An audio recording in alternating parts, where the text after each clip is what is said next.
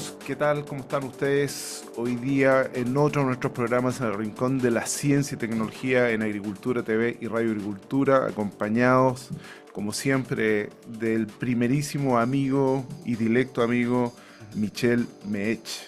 Hoy día tenemos un invitado muy especial, además es muy amigo mío, de tal manera que estoy doblemente contento porque él tiene una trayectoria profesional muy potente que se la voy a leer ahora, pero además es una persona extraordinaria y con un corazón tremendamente noble.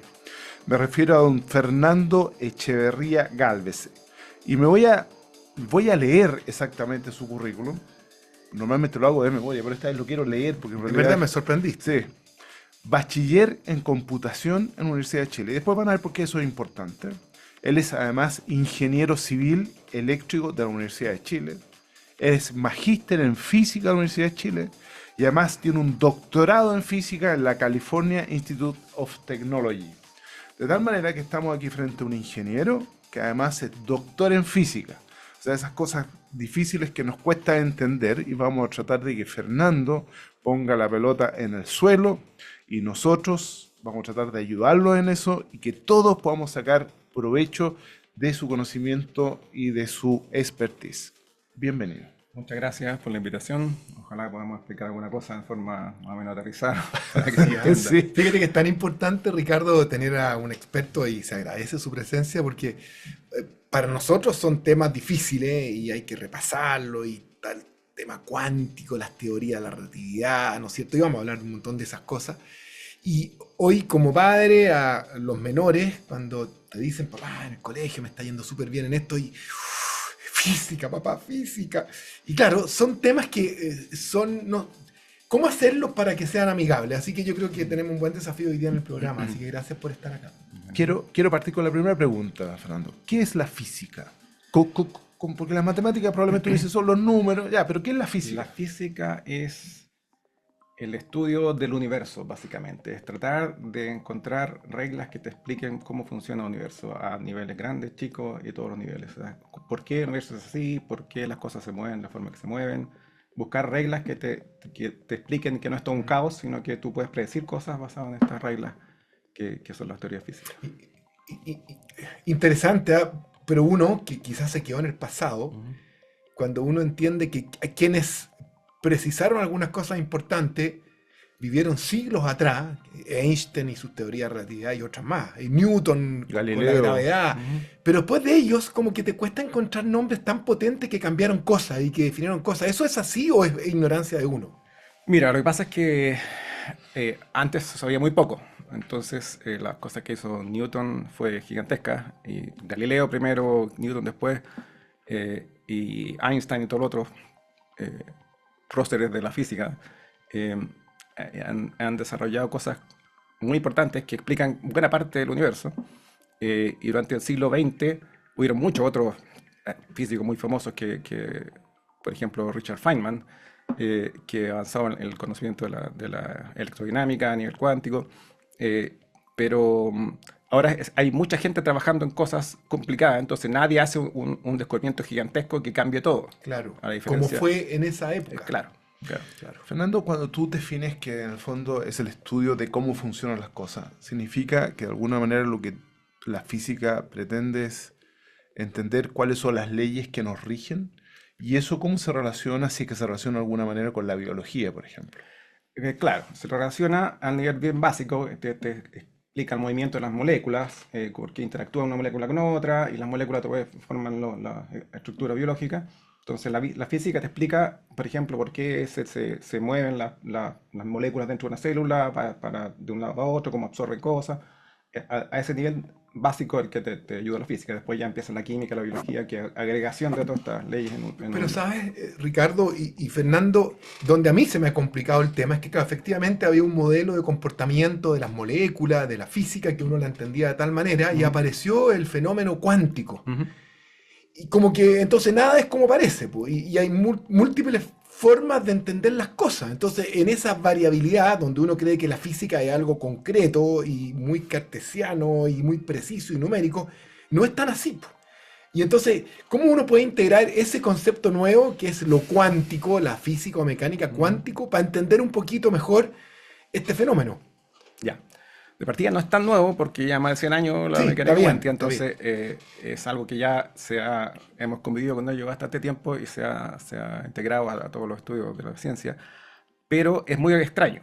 O sea, por otro lado, se aplica solamente a las cosas muy pequeñitas y no te afecta nada la explicación de cosas al nivel de moléculas para arriba, es totalmente aplicable Esto es con atómico. la, claro, desde cómo se mueven las moléculas hasta cierto punto ahí es cuántico, de ahí para arriba todo es de la física tradicional, clásica. Entonces, no te cambia cómo se explican las cosas de ahí para arriba. El problema de los fenómenos cuánticos es que, a diferencia de la física clásica, tú no puedes predecir en forma exacta lo que va a pasar en cada momento y dónde va a estar cada cosa y a qué Mm. velocidad se va a mover, porque hay unas leyes que se descubrieron que impiden saber ese tipo de información tan exactamente y lo que tú sabes son probabilidades de que algo esté acá. Entonces, es súper numérico, súper preciso calcular las probabilidades de que algo sea así o que esté acá, pero no exactamente, tú no puedes saber dónde está. Y no es por ignorancia, sino porque simplemente, mientras tú no lo midas, no puedes saber dónde está.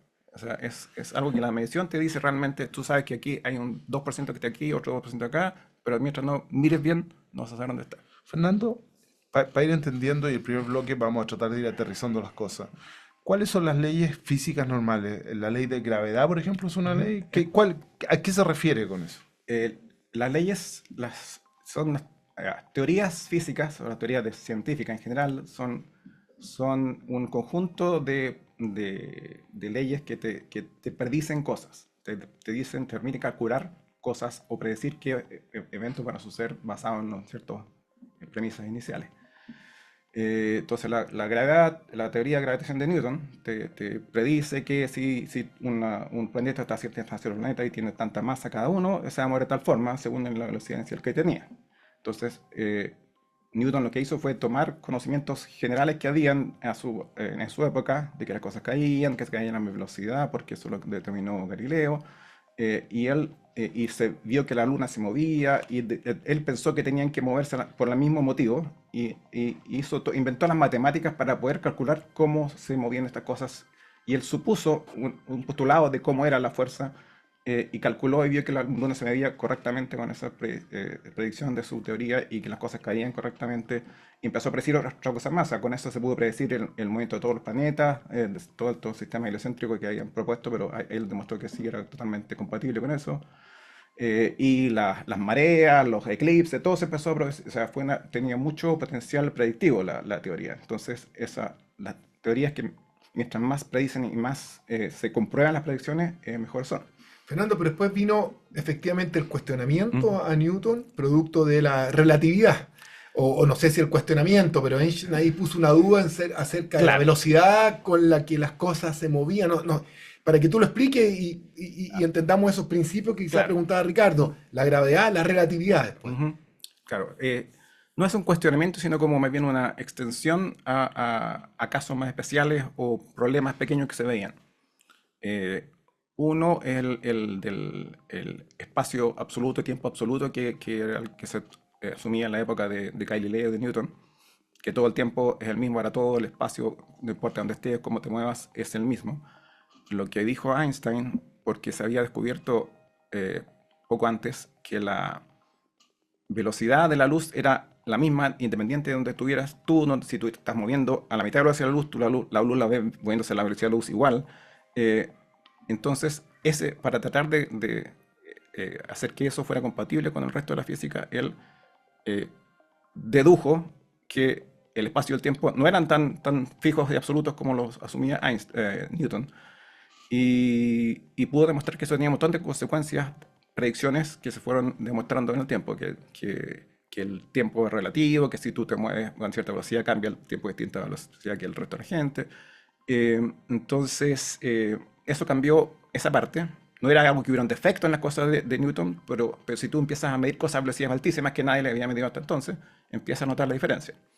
Y la otra cosa fue en la gravedad. El único defecto que yo sé que se le conocía hasta ese momento es que no explicaba la órbita de Mercurio. Porque explicaba bien cuál era su forma, pero se medía que en el tiempo iba cambiando. La elipse iba cambiando un poco en el tiempo, de poquitito todos los años. Entonces, con todos los cálculos precisos con la ley de gravitación de Newton, no te da exactamente ese movimiento. En cambio, con la relatividad general de Einstein, sí te lo explicaba. Hay dos cosas, la relatividad especial, que es la que habla del espacio-tiempo, y la velocidad de la luz y la equivalencia de la masa con la energía, que esa es la primera que hizo Einstein en 1905. Eh, y después está la relatividad general, que fue cuando encontró que no era muy general la relatividad que tenía, porque no se aplicaba a los objetos que están moviéndose con aceleración, o sea que su velocidad va cambiando. Eh, y se dio cuenta que Como un cohete, por ejemplo. como un cohete, Claro. como un auto que está acelerando. Entonces no podías aplicar directamente a eso. Entonces cuando fue generalizando, y de nuevo igual que Newton se encontró que le faltaban matemáticas, entonces recurrió a unos matemáticos amigos que le dieron las papas de matemáticas, a ver si le servía alguna, y efectivamente encontró con el cálculo tensorial que se podían hacer cosas más avanzadas, y encontró una forma de explicar cómo se mueven las cosas en aceleradas, y se dio cuenta en el proceso de todo su análisis era que, en realidad yo creo que partió de eso, era que se dio cuenta que es imposible distinguir cuando tú estás en un ascensor acelerando, o en un cohete acelerando, o si estás en una gravedad de un planeta. O sea, lo llamó el principio de equivalencia, que es la aceleración de gravedad es totalmente indistinguible a la aceleración de un objeto que está tirándote un chorro por detrás. Ya vamos a traer todo esto a la aplicabilidad. Sí. En un segundo los vamos a aplicar todo esto. Yo escucho a Fernández. Sí, pues. Se me hace difícil digerirlo, pero vamos a tratar. Pero te agradecemos que trate de ponerlo en palabras simples. Fernando, sí, vamos a dar 3 bloques y los otros 2 vamos a tratar de efectivamente bajar Ciencia cosas, aplicada. ciencia aplicada y cosas súper concretas. Pero una pregunta, la luz viaja a una velocidad, si no me equivoco, 300.000 kilómetros por segundo, ¿no? Sí. ¿Hay algo más rápido que la luz? No. No. Pero no hay nada más rápido porque no se ha descubierto o porque es imposible que O exista. sea, tú te refieres a una nave que viaje Claro. a una velocidad Claro, al claro. menos de la luz. Claro. Ya, 8 minutos del sol a la Tierra, ¿no? Claro. O sea, una de las Sí, consecuencias hiciste de las tareas. o sea, dentro de los conocimientos y las teorías actualmente aceptadas y medidas y comprobadas, no. Porque uno de los conclusiones y predicciones de la teoría de la relatividad especial es que nada puede acelerar tanto como nada puede llegar a la velocidad de la luz si tiene masa. Puede llegar súper cerca y gastar millones de energía, de joules de energía para llegar a esa velocidad, pero puede llegar al 99,99%, pero a la velocidad de la luz solamente las partículas sin masa, como los fotones de la luz, se pueden mover. Por lo tanto, si nosotros, siguiendo eso que tú señalas, lo más rápido que pudiese teóricamente andar algo con masa es algo menos de la velocidad de la luz. Claro. Por lo tanto, explorar el espacio que está a distancias siderales es prácticamente imposible. Sí y no. Sí, porque realmente están lejos las estrellas, las más cercanas están a 4 años luz. O sea, la luz se demora 4 años en llegar, en un cohete normal te demora miles de años. Pero si tú puedes llegar a desarrollar un sistema de propulsión que realmente te acerque a la velocidad de la luz, aparte de que podría demorar en 10 años porque estás cerca de la velocidad de la luz, pero al acercarte a la velocidad de la luz, además tu tiempo se pone más lento. Tú podrías viajar de aquí, si vas a ponte al 99,9% de la velocidad de la luz y quieres llegar a una estrella que está a 100 años de luz, puede que para ti pasen 5 años. Porque se pone tan lento el tiempo para ti que tú no pierdes tanto tiempo en viajar. Alguien en la Tierra va a ver que te demoraste 100.000 años en llegar, pero tú Para vas a... ti no. Claro. O sea, para entenderlo bien, tenemos una estrella que está a 100 años luz Ujú. y yo me siento en un cohete Claro. que anda un poquito menos de esa Claro. velocidad. 99%. Ponte que tiene aceleración G para que tengas un peso similar a la Tierra, agradable, y llegas con los 6 meses llega a la velocidad de la luz, y después a casi la velocidad de la luz, después anda un par de años a esa velocidad y después te frenas para llegar al otro lado. Perfecto. Entonces te demoráis como 1 o 2 años en llegar para tu tiempo. Para mi tiempo de que estoy sentado Tu arriba de la tiempo nave. subjetivo, claro. Pero si yo vuelvo, me encontré a todo el mundo muy viejito. Pasaron 200 años, Pasaron- por lo menos. Ok, ¿por qué ocurre esa diferencia de tiempo? ¿Por qué el tiempo transcurre distinto? Porque la velocidad de la luz tiene una velocidad constante. O sea, la única forma de ser compatible la velocidad de la luz constante es que los tiempos transcurran distintos si tú te estás moviendo. Y además las distancias se cortan. Tú ves que la distancia entre las estrellas se súper corta. Bueno, vamos a hacer una pausa justamente de este primer bloque para llegar a, si les parece, en su rincón de la ciencia y tecnología, al segundo bloque, donde vamos a aterrizar más aún estos temas.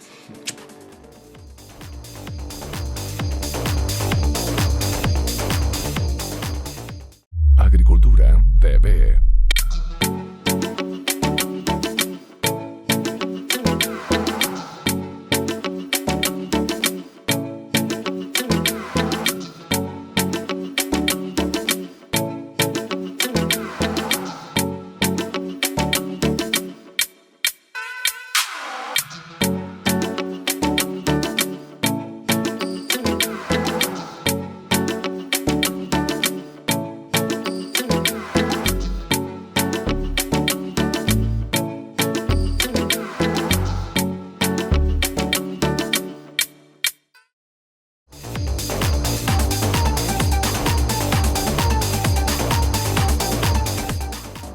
Ya estamos de vuelta en el segundo bloque aquí en el Rincón de la Ciencia y Tecnología en Agricultura TV, conversando junto a doctor Michel Mech, al doctor Fernando Echeverría. Y digo doctor no porque sea médico, porque tiene un doctorado en física. Fernando, tú haces una pregunta que no tiene que ver con esto, pero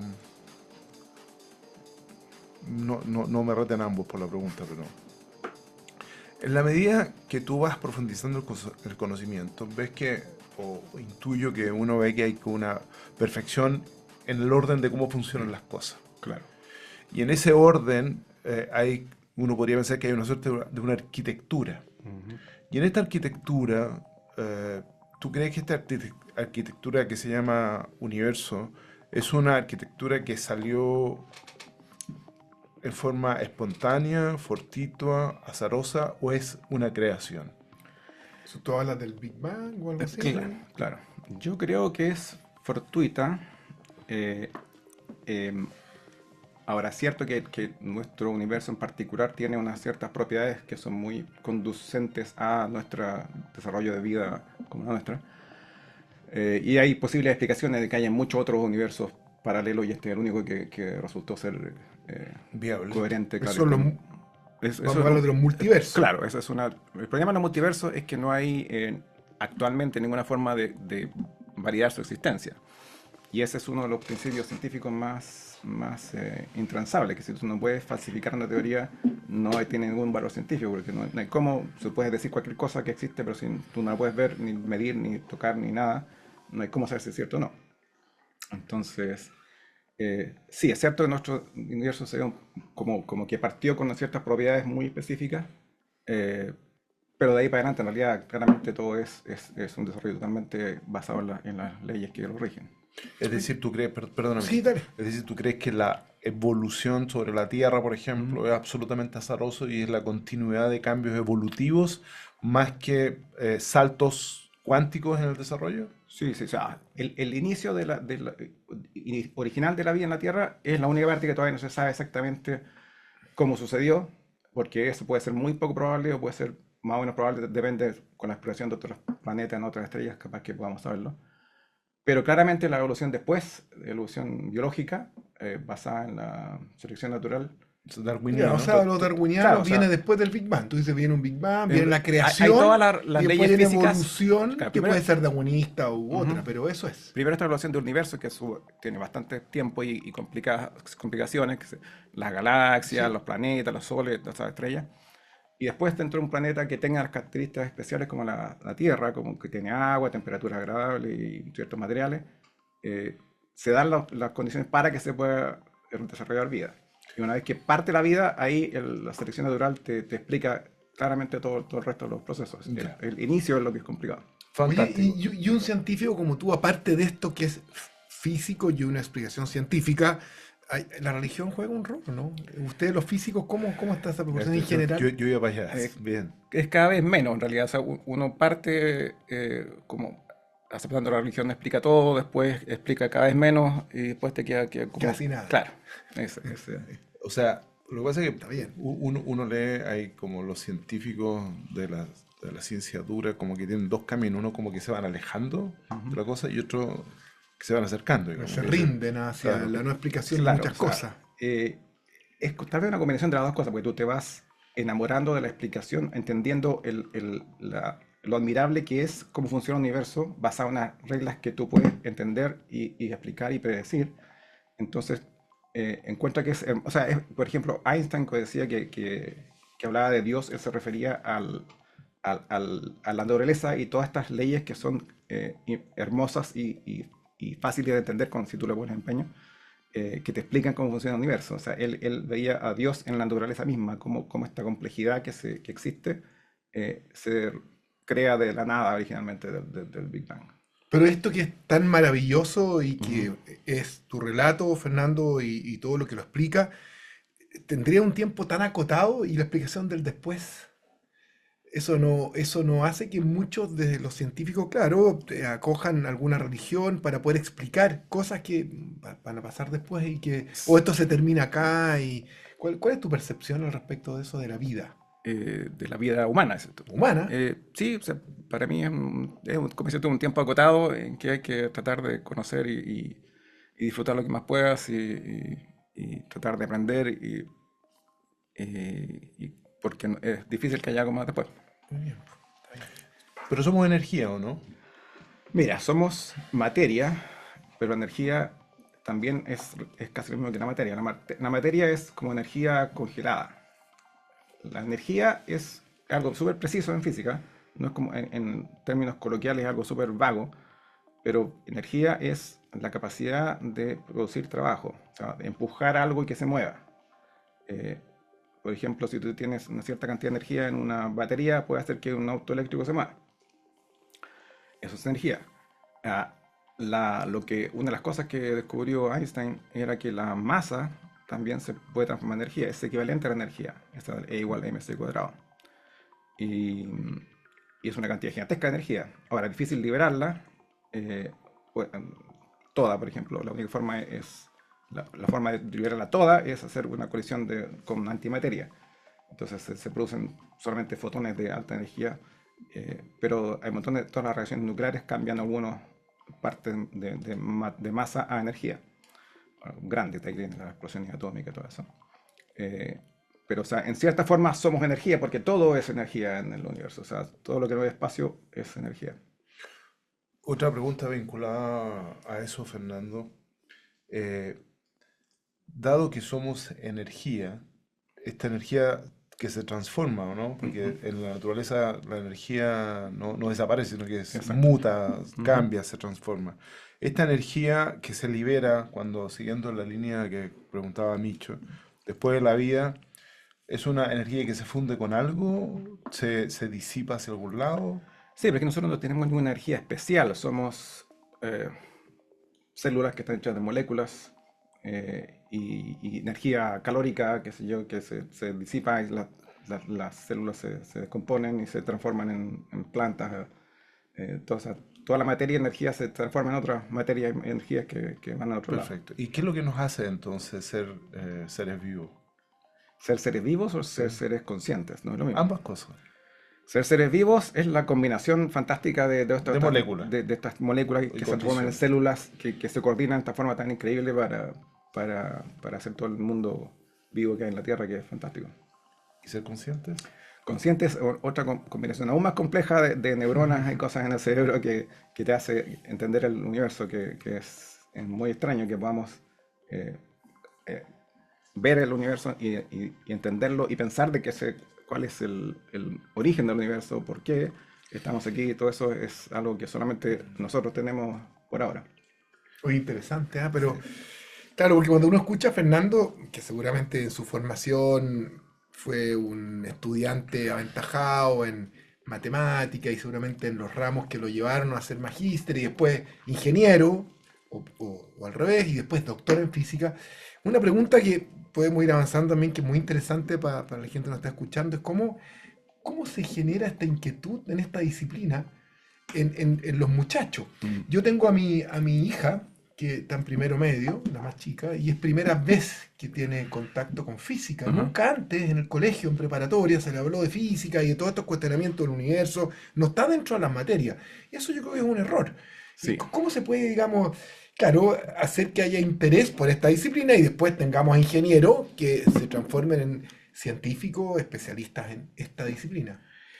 Eh, Mira, lo ideal sería que en el colegio los profesores de física fueran súper motivadores y entretenidos y desarrollaran esta forma En los de niños pensar pequeños, claro, claro, incluso más chicos, el método científico, la curiosidad por la naturaleza y cómo los funciona. planetas, el Claro, o universo, sea, y se esas hace de cosas no se cierta conocen. forma, pero el problema es que como es que más o menos como receta, o sea, puras recetas y no son, no, a los niños más bien se aburren y lo encuentran complicado y poco entendible y no le hallan la El gracia. sentido. Claro. A mí lo que me motivó, bueno, primero mi papá es ingeniero y me motivó harto por el lado de las matemáticas, pero la otra cosa es que me metió al mundo de la ciencia ficción. Entonces leía muchos libros de ciencia ficción y ahí fue la primera vez que vi el tema de la relatividad especial y esto de la paradoja de los mellizos y cómo cambia el Sí, tiempo. ¿Qué es lo que es la paradoja de los sí, mellizos? cuéntalo, que es interesante. Eso de que, más lo que hablábamos antes, que si tú viajas cerca de la velocidad de la luz, parten dos mellizos y uno va en un cohete a una estrella cerca de la velocidad de la luz y después vuelve. Después el mellizo tiene 100 años y el que partió con 20 tiene 22. Entonces, esa cuestión me volvió loco, o sea, lo encontré impresionante y siempre me gustó el concepto de la física que podía explicar este tipo de cosas y que no era fantasía, sino que era basado en teorías científicas correctas y validadas en ese momento. Bueno, ahí tenemos un desafío gigante porque si efectivamente nosotros pretendemos mandar tripulación a explorar el universo, Ujú. un problema va a ser cómo lo haces con la gente que queda acá, digamos, porque en el fondo ellos es sin retorno prácticamente. Claro, es más parecido a la gente que venía de Europa a colonizar América, una cuestión de chavo, nos vemos, y Los tal vez vemos, te puedes llamar un mensaje, pero pues lo más probable es que no llegue hasta después que esté muerto. claro. Pero sí, o sea, ahora de partida Claro, falta la tecnología para poder movernos a esa velocidad, falta mucho todavía, o sea, es claro. concebible, pero todavía estamos muy, muy lejos. Ahí están todas estas máquinas del tiempo, teletransportadores Eso te y decía. claro, Claro. estas cosas de ciencia Es ficción factible viajar en el tiempo? Mira, eso fue uno de los temas de investigación que hice yo en mi doctorado. Eh, ¿Tú hiciste sí, sí, una sí. investigación en Tengo eso? un paper sobre máquinas del tiempo. No te puedo creer. Sí. ¡Ah, qué extraordinario! Mira, en teoría es factible. O sea, todos los razonamientos científicos dicen que es imposible porque te causa paradojas. Que si tú viajas a través del tiempo, puedes Te matar a tu encuentras contigo, te papá, puedes encuentras contigo matarte. mismo. Claro, entonces puedes cambiar el futuro, básicamente.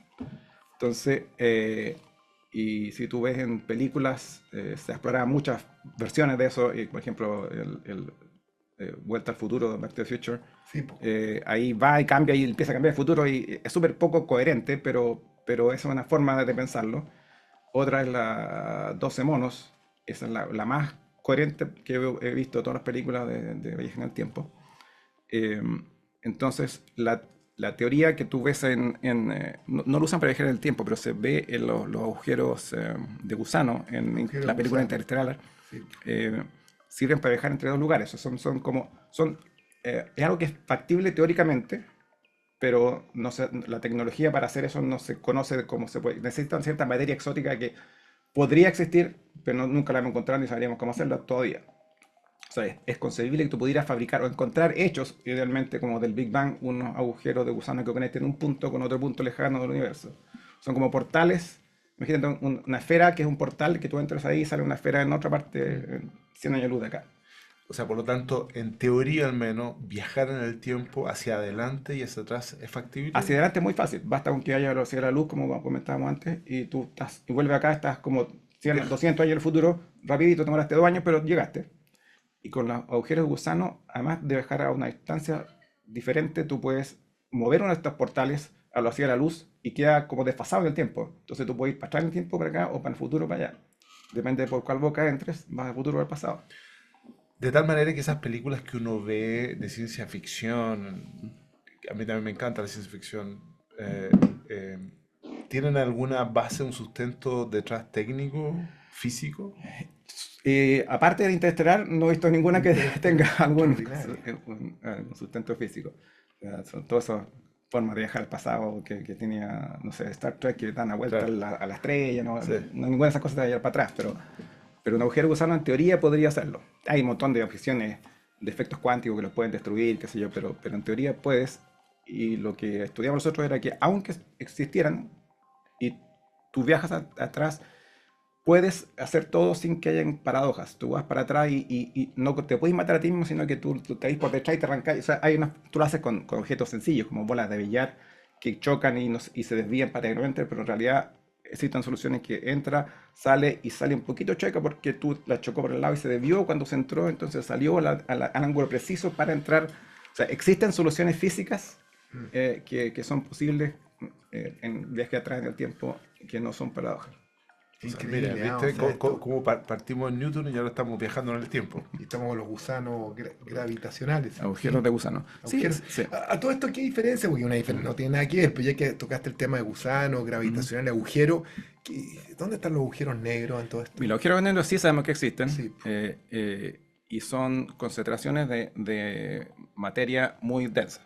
O sea, una estrella, cuando le acaba su combustible nuclear, que estaba quemando todo el tiempo, se empieza a contraer. Como el Sol. Claro, como el Sol. El Sol es demasiado chico para que tenga problemas. O sea, va a terminar con una estrella enana nomás, que no va a colapsar. Pero una estrella más grande, hace como 3 veces más que el Sol más o menos, cuando se empieza a acabar el combustible, se empieza a achicar, usa otras formas de reacciones nucleares y dura más tiempo, pero al final ya se le acabó el combustible y hay un estado intermedio que se llama la estrella de neutrones, en que se le acabó el combustible, pero los neutrones que quedan, la fuerza de repulsión nuclear entre ellas los sujeta y impide que se achiquen más, queda una cosa como unos pocos kilómetros.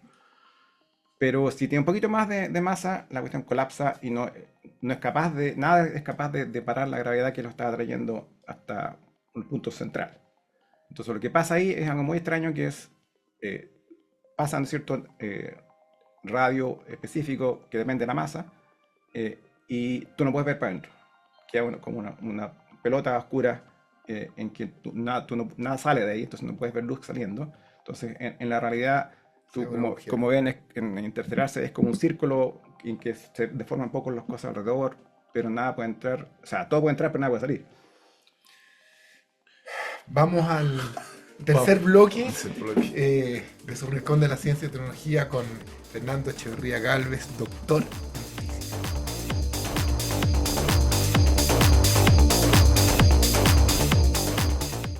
Agricultura TV.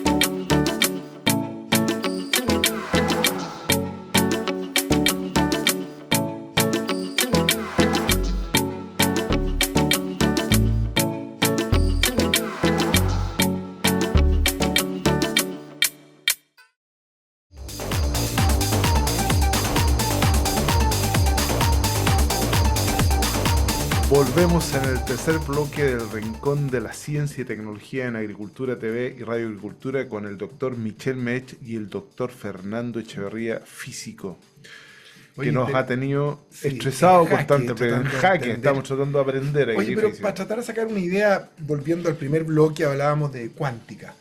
Uno que está tratando de subsistir en este mundo de la tecnología, de las transformaciones digitales, la informática, una de las áreas de desarrollo de Fernando, es muy potente. Y uno siempre cuando en el diario quiere comprarse un aparato de estos o un computador, dice cuál será el más rápido, el más potente, el que tenga mayor memoria, que tenga mayor capacidad, el que no se me quede trancado, etcétera, etcétera. Y entonces aparecen el concepto que yo no lo logro dimensionar dentro de la informática, para que nos explique, del computador cuántico, Ya. que debería ser entonces tremendamente poderoso, rápido, o sea, increíble.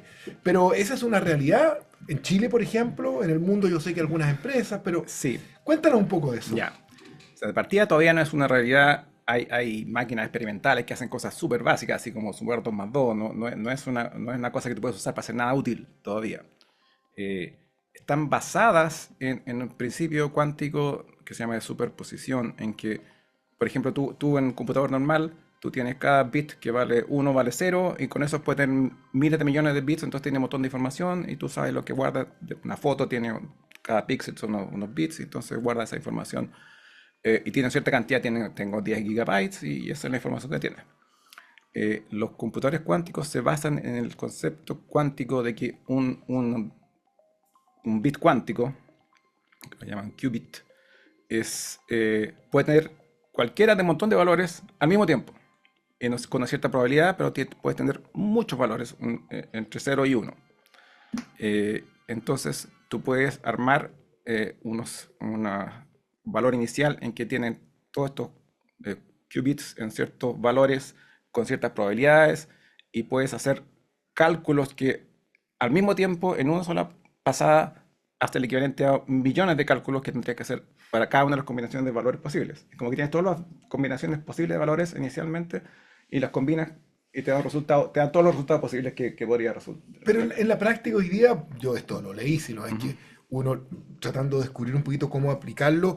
Las empresas importantes, o sea, Google y qué sé yo, hoy día están utilizando algo de esto o todavía no. Están desarrollando, están todo explorando. experimental. Sí, todo experimental. O sea, ellos tienen, yo tengo uno que tiene 32 qubits, y ahora en vez de millones tiene. O sea, ¿Hay países que lideran esto? ¿En Europa?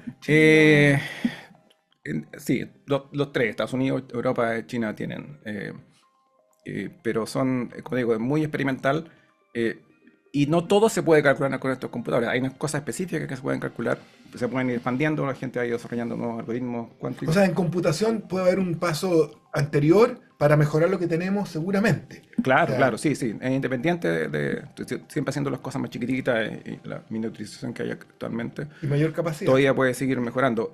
Esto sería un salto, como dices tú, cuántico en este caso, si realmente se llegara a usar. Hay cosas que, por ejemplo, que son imposibles de calcular en un tiempo finito, podría demorarte miles de millones de años en calcular, y que se usan para proteger las conexiones seguras a la internet. Por ejemplo, cuando se mete a un sitio web que está protegido con un candadito, es porque hay un número súper grande que solamente lo puedes deducir cuál es si tú haces un cálculo a la fuerza bruta por millones de años, y nunca va a llegar después de miles de millones de años. La computación cuántica te permitiría calcular esos números en fracciones de segundo. O sea, sería un cambio sideral. Claro. Y por lo tanto te permitiría tener los cálculos para entender mejor el universo también, que son los grandes Depende. desafíos, ¿no? O sea, sí y no. O sea, tú puedes simular cosas cuánticas con un computador cuántico, y también es útil para simular cómo funciona un sistema cuántico.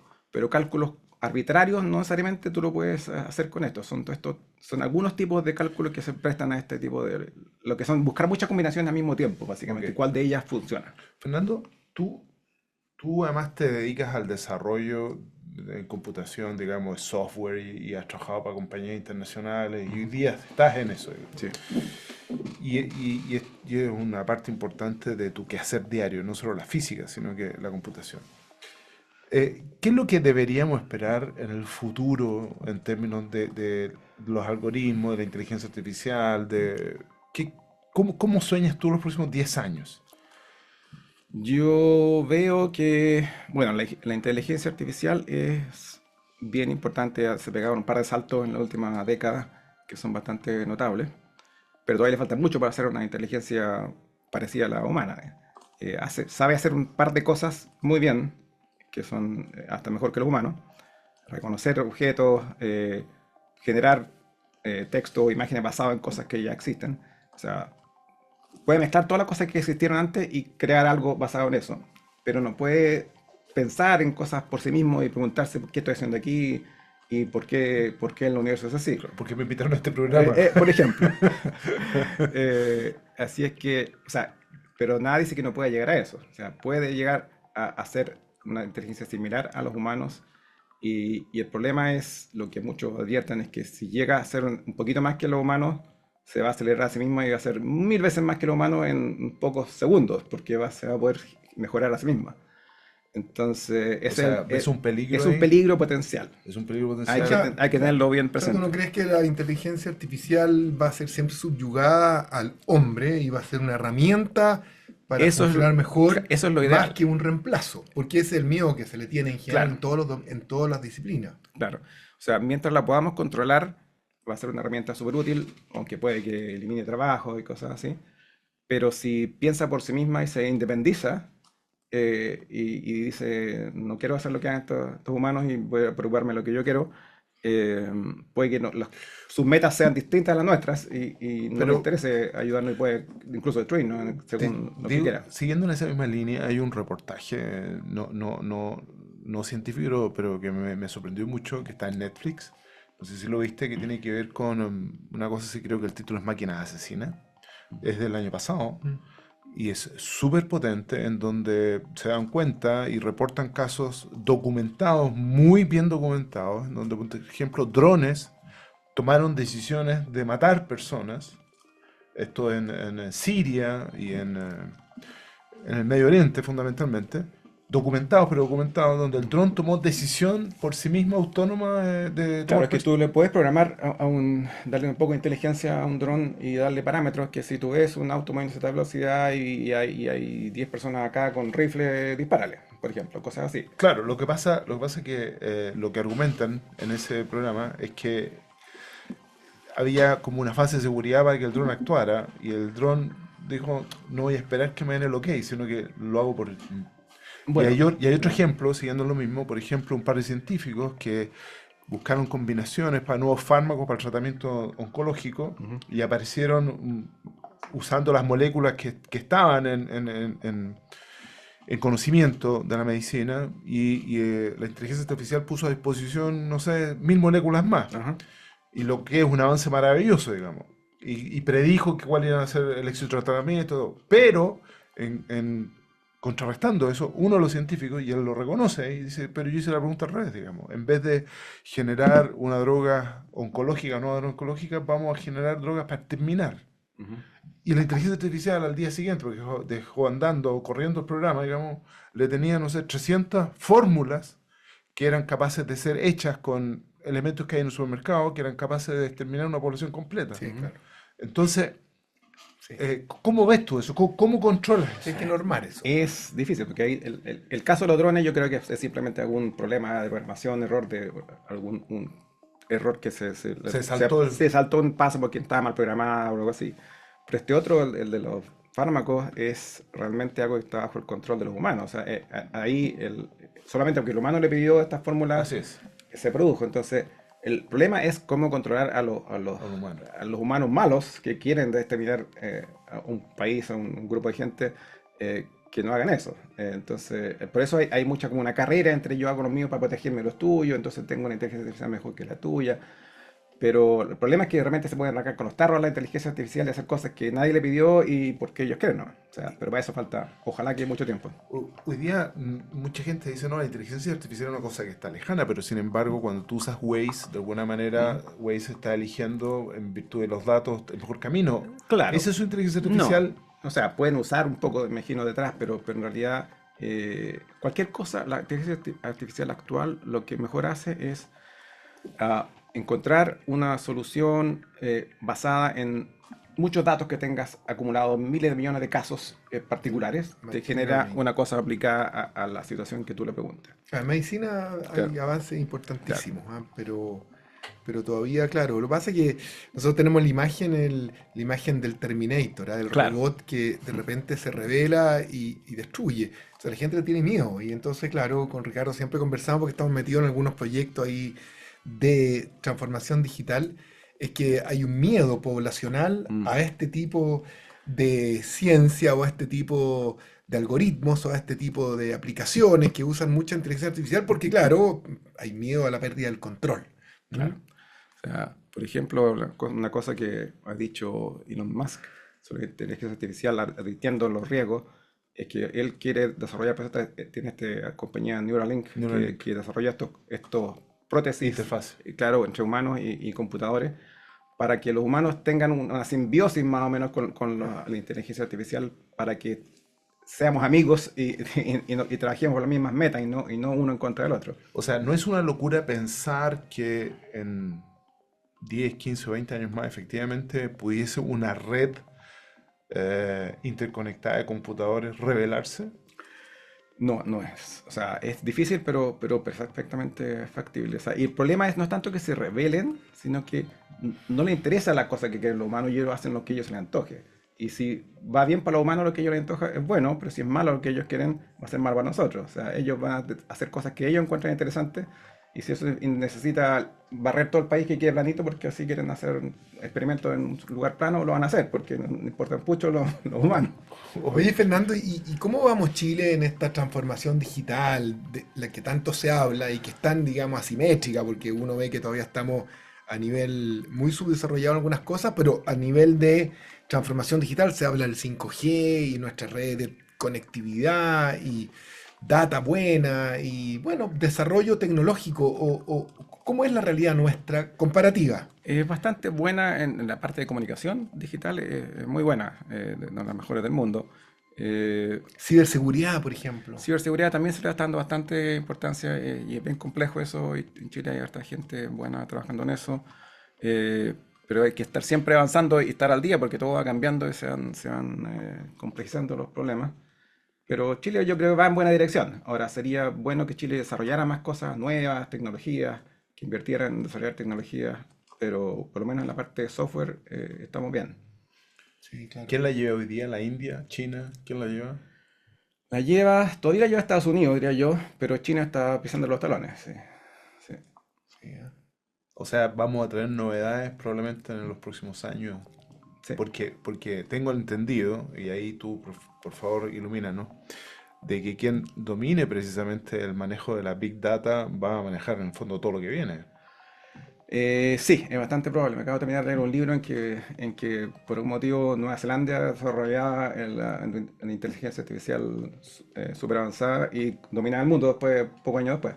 Entonces, sí, es muy importante quién controle y quién avance esta tecnología. Oye, a propósito de eso, ¿por qué para que los que nos te están escuchando, sobre todo, y que están muy interesados en estos temas, se acerquen ya sea con libros de fácil lectura para interiorizarse de estos temas y de la física y la cuántica y del desarrollo tecnológico, o algunas películas por ahí? Nosotros, Ujú. claro, Tips. tú dijiste Interestelar, sí, la hemos visto, Oppenheimer, a propósito, nos 12, hablamos de 12 monos también Sí, dijiste. yo claro, recomiendo cuéntanos alguna serie, no sé, que uno pueda acercarse a esto.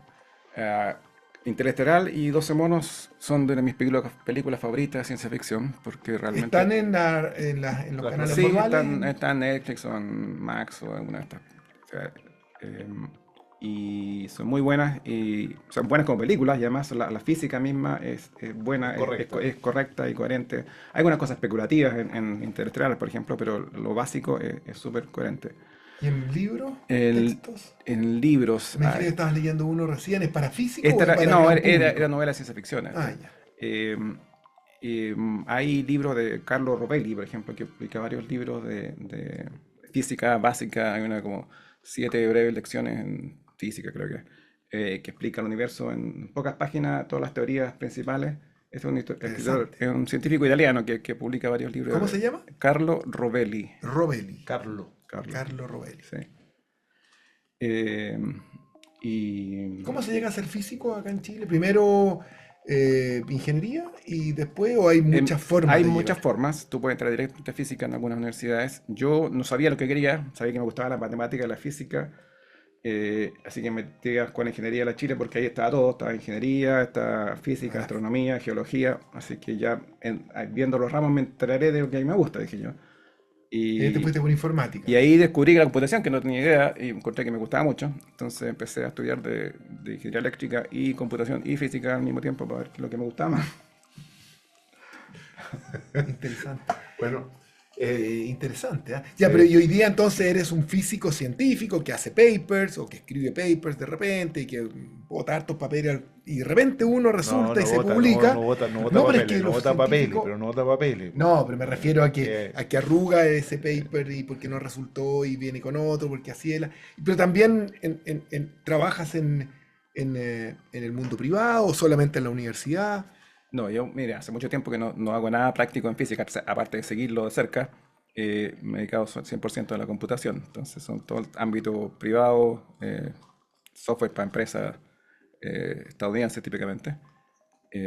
Sí, por donde tuviste tu doctorado. Claro, claro, de ahí empecé a trabajar y quedé con todos los contactos de gente allá y seguí trabajando allá y después me vine para acá con mi familia. He seguido trabajando en eso.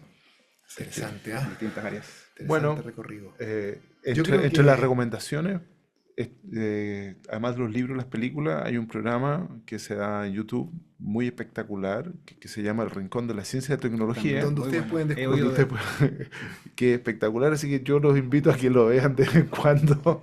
Y no es primera oye, vez, tuvimos ya a un científico bien interesante Sí. de la Universidad Andrés Bello, que es Gilberto Zamora. Zamora. Sí. Muy interesante, un muchacho joven, bien talentoso, que nos gustó mucho. y además muy, muy ameno él también como Sí. persona. Bueno, Así que- queremos darle las gracias a Fernando por este viaje. Sé que quedaron muchas cosas sobre la mesa. Estamos tratando de aproximar la ciencia, la tecnología, el conocimiento de manera simple. Son temas muy complicados, cuesta aterrizarlo, pero creemos que hoy día Fernando nos ha dado un potente barniz al respecto. No va a ser la última vez que te vamos a tener aquí, de seguro. Muchísimas gracias, Fernando, por estar. Gracias a ustedes por la Muy invitación. bien, por lujo escucharte Fue muy y tenerte acá. entretenido. Muchas gracias, Ricardo. No, como Nuevamente siempre. un buen programa y hasta Nos vemos en el su próximo programa. próximo Rincón de la Ciencia y Tecnología. Un abrazo a todos.